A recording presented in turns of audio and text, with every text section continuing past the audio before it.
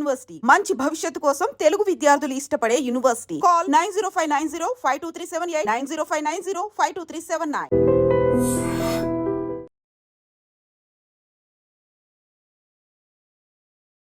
Hi, hello, నమస్తే, welcome back to iDream media. ఈరోజు మనతో ఉన్న స్పెషల్ పర్సన్ ఒక మోటివేషనల్ స్పీకర్, పబ్లిక్ స్పీకర్, అలాగే ఫ్యామిలీ కౌన్సిలర్. ఆమె ఎవరో కాదు, మన ఫేవరెట్ రజనీ రామ గారు. ముఖ్యంగా ఒకప్పుడు రియాలిటీ షోస్, అవి సింగింగ్ అయి ఉండొచ్చు, డాన్సింగ్ అయి ఉండొచ్చు, ఏ కేటగిరీలో అయినా సరే రియాలిటీ షోస్ ఒకప్పుడు ఏ విధంగా ఉండేవి, అప్పుడు జడ్జిమెంట్ ఏ విధంగా ఉండేది, అప్పుడు పార్టిసిపెంట్స్ యొక్క మైండ్ సెట్ ఏ విధంగా ఉండేది, ఓటమినైనా సరే లేకపోతే గెలుపునైనా సరే వాళ్ళు తీసుకునే విధానం ఎలా ఉండేది, ఇప్పుడున్న సిచ్యువేషన్లో ఇప్పుడున్న రియాలిటీ షోస్ ఏ విధంగా ఉంటున్నాయి, ఈ వ్యత్యాసాన్ని మనం మ్యామ్ ద్వారా తెలుసుకుందాం. Hi ma'am. Hi. How are you ma'am? Fine. Yeah. So ఒకప్పుడు సింగింగ్ రియాలిటీ షోస్ కానీ, డాన్సింగ్ రియాలిటీ షోస్ కానీ మీరు ఎంతో కాలంగా అబ్జర్వ్ చేస్తూ వస్తున్నారు. అంటే బాలసుబ్రహ్మణ్యం గారు అప్పట్లో పాడుతీగా స్టార్ట్ చేసినప్పుడు చాలా బిగ్ హిట్ అది. అలాంటి షోలో ఎంతోమంది బిగ్ సింగర్స్గా వచ్చి వాళ్ళు చాలా పెద్ద పెద్ద ప్లాట్ఫామ్స్లో సింగింగ్ చేసిన వాళ్ళు ఉన్నారనమాట. ఓడిపోయిన వాళ్ళు కూడా పెద్ద సింగర్స్గా నిలబడిన రోజులు ఉన్నాయి. అయితే ఇప్పుడున్న టైంలో రియాలిటీ షోస్ అంత పాజిటివ్గా ఉండట్లేదు. గెలిచిన వాడు మాత్రమే రియల్ సింగర్ అన్నట్టు, ఒక థర్డ్ లెవెల్లోనూ, ఫిఫ్త్ లెవెల్లోనూ, అంటే సెమీఫైనల్, ఫైనల్లో ఎలిమినేట్ అయిన వాళ్ళు అంత గొప్ప కాదన్నట్టు ఇలా ఒక రకమైన జడ్జిమెంట్ బయటకు వచ్చేస్తూ ఉంది. రీసెంట్గా సింగర్ ప్రవస్తి విషయం చూసుకున్నా కూడా ఓటమిని ఆమె తీసుకోలేకపోయిందా, లేకపోతే నిజంగానే ఆమె విషయంలో ఏదైనా తప్పు జరిగిందా, ఇలా చాలా చాలా విషయాలు కన్ఫ్యూజింగ్గా ఉండిపోయినాయి అనమాట. యాజ్ ఎ అనలిస్ట్గా మీరు చెప్పండి, అసలు ఏం జరిగింది? ఇది నాకు తెలిసి ఒక 30 సంవత్సరాలు పైబడి ఇది పాడుతా తీగ బాలసుబ్రహ్మణ్యం గారితో ప్రారంభించబడి చాలా అంటే సూపర్ హిట్గా నిన్న మొన్నటి వరకు నడిచింది. మీరు ఇలా అడుగుతుంటే నాకు ఒక అబ్బాయి గుర్తుకొచ్చాడు, అర్జున్ అని చెప్పి from United states of America. Okay. అక్కడ పుట్టిన అబ్బాయి, అక్కడ పెరిగిన అబ్బాయి, మేబీ అతను తమిళియన్. అతను టాపర్గా నిలబడ్డాడు ఒకసారి. అయితే అతను స్టార్టింగ్ బిగినింగ్ ఎపిసోడ్ నుంచి లాస్ట్ విన్ అయ్యే వరకు కూడా అతను చాలా గ్రేట్గా పాడాడు అనమాట. అంటే ఎక్కడ ఫస్ట్ ఎపిసోడ్లోనే నా వరకు నేనైతే ఇతనే విన్ అవుతాడు అనుకున్నా, ఖచ్చితంగా అతనే విన్ అయ్యాడు. ఇప్పుడు కూడా నేను ఫ్యాన్ అబ్బాయికి. అయితే మనకి మళ్ళీ వచ్చి ఎక్కడ పాడలేస్తాను. అంటే పెర్ఫార్మెన్స్ అనేది ఎంత టఫ్ కాంపిటీషన్ ఇవ్వాలన్నమాట. ఆ పెర్ఫార్మెన్స్ కూడా అంత ధీటుగా ఇస్తూ రావాలి.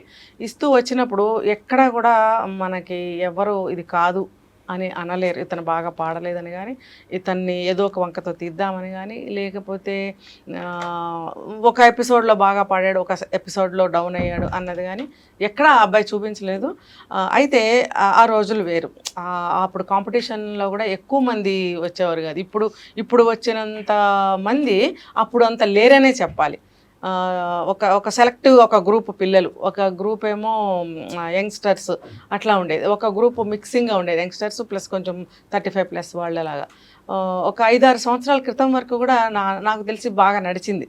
ఇప్పుడు కూడా నడుస్తుంది, కాదని అనలేము.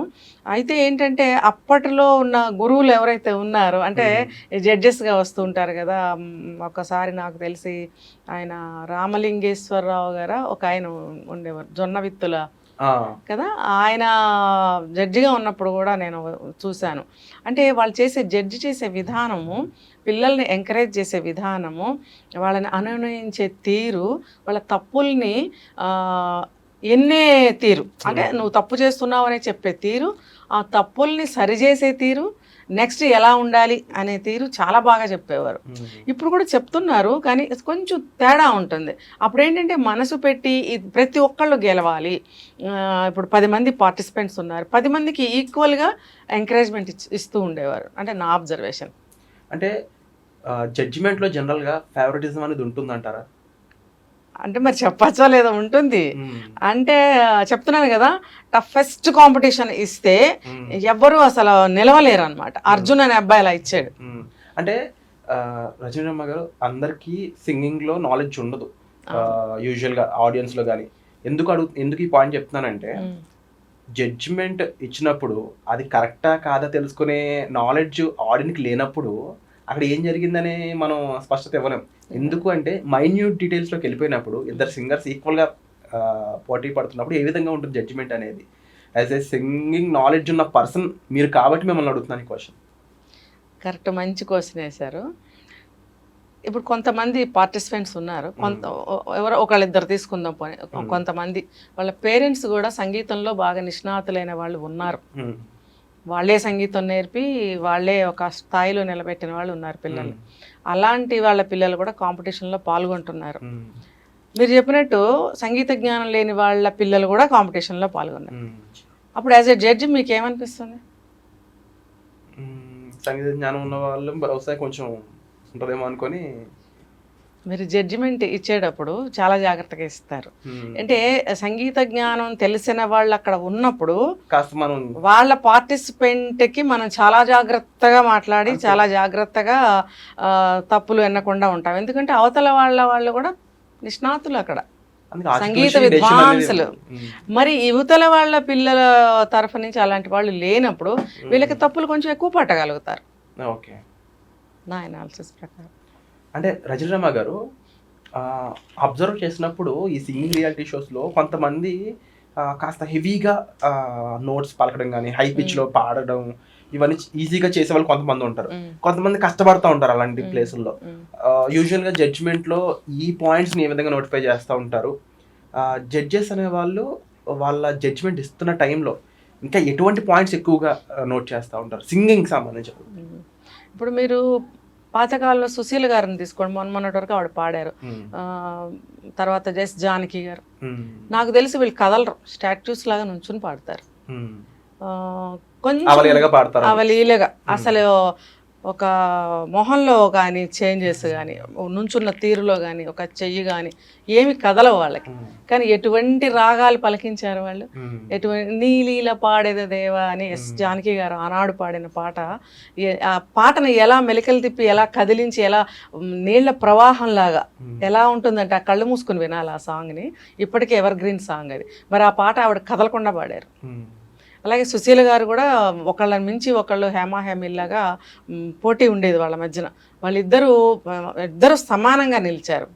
మరి ఇప్పుడు మీరు దీన్ని మీరు దృష్టిలో పెట్టుకుని మిగతా సింగర్స్ని గుర్తు తెచ్చుకోండి, ఎంతమంది అలా నుంచుని పాడుతున్నారు.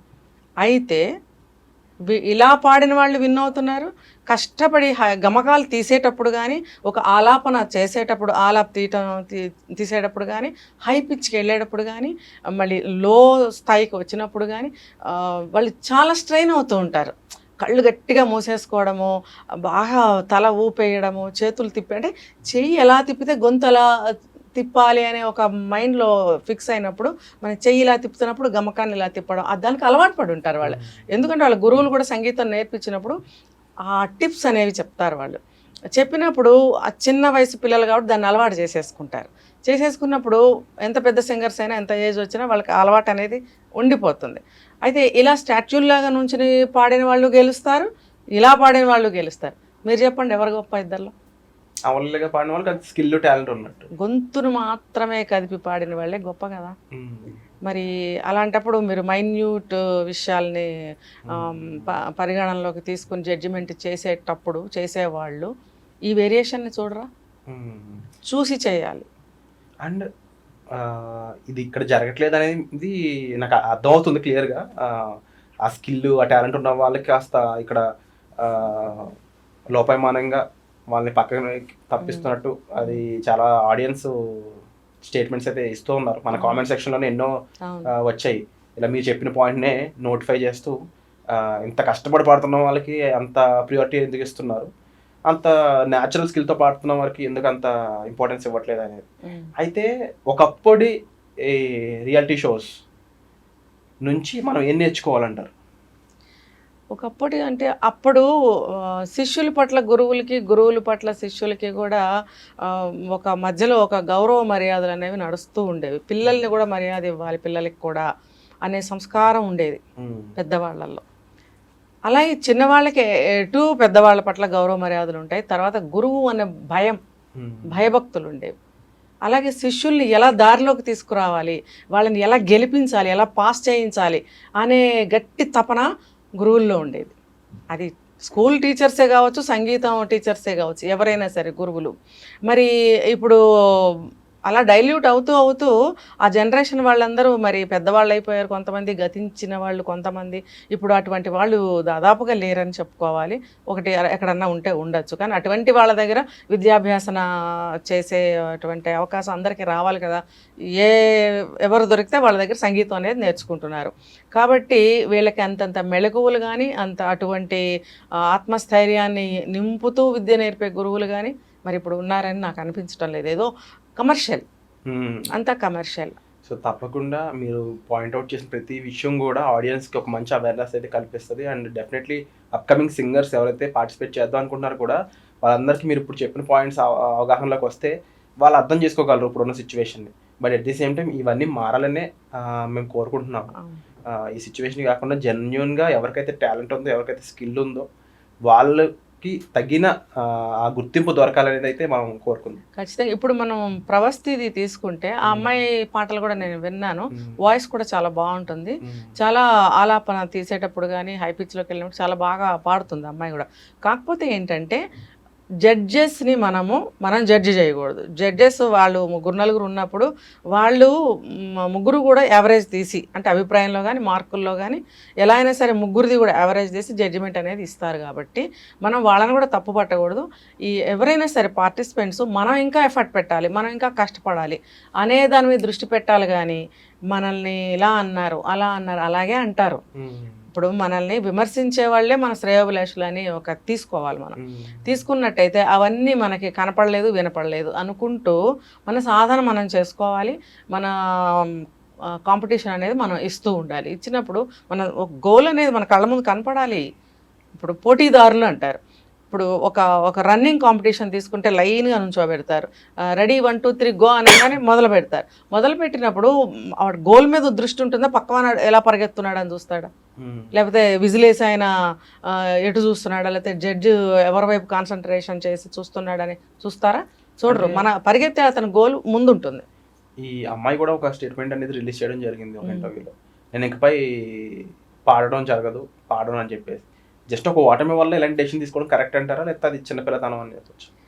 తెలియక ఇప్పుడు తన డెసిషన్ తీసుకోవటం వల్ల ఒకటి తను బాధపడిన దానికి నిదర్శనం. రెండోది ఏంటంటే తన ఓటమిని నిజమే నాకు చేత కాదు, నేను ఓడిపోయాను కాబట్టి ఇంకా ఫర్దర్గా పాడటానికి పనికిరానని తనే డిసైడ్ చేసుకున్నట్ట. అంటే తనకి తాను ఇంకొకసారి ఓడిపోయానని ఒప్పుకున్నట్టే కదా. కాబట్టి అలా కాదు. గెలిపోవటంలో ఉండవా? ఉంటాయి. ఇప్పుడు 10th కానీ ఇంటర్ కానీ ఎందుకు పెడుతున్నారు బోర్డ్ ఎగ్జామ్స్? ఎవరైతే నిష్ణాతులో వాళ్ళు ముందుకు వెళ్ళడానికి అర్హులు కాబట్టి అక్కడ ఫిల్టర్ చేస్తారు. ఇది కూడా అంతే. అందుకని మళ్ళీ మనం ఎగ్జామ్ రాయకుండా కూర్చుంటున్నాము, 10th ఆపేస్తున్నామా, మళ్ళీ రాస్తున్నాం కదా. ముందు కంటే ఎక్కువ మార్కులు సంపాదిస్తున్నాం. బెటర్మెంట్ కూడా ఇప్పుడు 11వ తారీఖు 16వ తారీఖు 10th వాళ్ళకి బెటర్మెంట్ ఎగ్జామినేషన్స్. మరి వాళ్ళు మళ్ళీ ట్రై చేసుకుంటున్నారు కదా రిజల్ట్స్ వచ్చిన 10 రోజుల్లోనే. మరి అలాంటప్పుడు ఆ ప్రయత్నం అనేది చేస్తూ ఇంకా బెటర్గా మనం పెర్ఫార్మెన్స్ చేయాలి, ఇంకా నేర్చుకోవాలి, మెళకువలు నేర్చుకోవాలి, సాధన చేయాలి, ముందుకెళ్ళాలి. ఒక ఓటమి అనేది మన జీవితాన్ని డిసైడ్ చేయకూడదు అనొచ్చు. ఖచ్చితంగా ఓటములు ప్రతి అడుగులోనూ ఉంటాయి. నన్ను అడిగితే ఒకసారి ఓడిపోవాలి, 2 సార్లు ఓడిపోవాలి. ఓడిపోతే పట్టుదల పెరుగుతుంది. అరే మనం ఎందుకు గెలవట్లేదు, తెలియక ఒకసారి ఓడిపోతాము, రెండోసారి కొంచెం కష్టపడక ఓడిపోతాం, మూడోసారి ఇంకొంచెం కష్టపడాల్సిన అవసరం ఉంటుంది. అప్పుడు మనకు తెలిసిపోతుంది మనం ఎంత కష్టపడ్డాము, మనం ఎలాగా పెర్ఫామ్ చేసాము, ఎలా చదివాము అనేది తెలిసిపోతుంది. తెలిసినప్పుడు మనకే బుద్ధి వస్తుంది, ఇంకా ఎంత బాగా మనం నేర్చుకోవాలి, సాధన చేయాలి, బాగా చదవాలి, ఎగ్జామ్లో ఇంకా కాంపిటీషన్ ఎట్లా ఇవ్వాలి అనేది. అప్పుడు ఇంకా మనం పట్టుదలగా చదువుతాము, పట్టుదలగా ఖచ్చితంగా పాస్ అవుతాం. Wonderful ma'am. అండ్ తప్పకుండా మీరు చెప్పిన ప్రతి సూచనలు కూడా, సలహాలు ఇవన్నీ కూడా అప్కమింగ్ సింగర్స్ కానీ స్ట్రగ్లింగ్ సింగర్స్ ప్రతి ఒక్కరూ కూడా అర్థం చేసుకుని వాళ్ళు ఒక మంచి పొజిషన్ రీచ్ అవ్వాలని మనస్ఫూర్తిగా కోరుకుంటున్నాను. Thank you so much for the analysis. Ma'am చెప్పిన విషయాలపై మీరేమనుకుంటున్నారని తప్పకుండా మీ కామెంట్స్ని, విలువైన కామెంట్స్ని మా కామెంట్ సెక్షన్లో మెన్షన్ చేయండి. Thank you. నిజంగా ప్రస్తుతం ఉన్నటువంటి సమాజం దేనికి ప్రయారిటీ ఇస్తుంది?